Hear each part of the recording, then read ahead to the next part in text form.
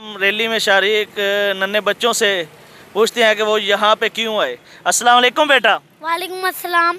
यहाँ पे बेटा आप क्यों आए हो रैली में? खत्म नबूवत के लिए। अच्छा, तो खत्म नबूवत के लिए आप क्या पैगाम लेके जाओगे घर पे? हम खत्म नबूवत के लिए अपनी जान भी दे देंगे। हज़रत मोहम्मद सल्लल्लाहु अलैहि वसल्लम हमारे आखिरी नबी हैं, उनके लिए हम अपनी जान दे देंगे। हाँ जी, तो आप नन्हे बच्चे हमें नारा लगा के दिखाएं। आप नारा लगाओगे? ताजदार खत्म नबूवत।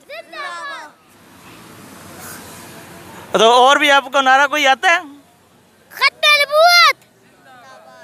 गुलाम है, गुलाम है, रसूल के गुलाम है, गुलाम ये रसूल में, मौत भी कबूल है। नारे तकबीर। ये यहाँ पे शरीक नन्हे बच्चों का जज्बा, और यही हमें सबक देते हैं कि हम भी खत्म नबूवत के लिए अपनी जानों को कुर्बान करने का जज्बा रखें।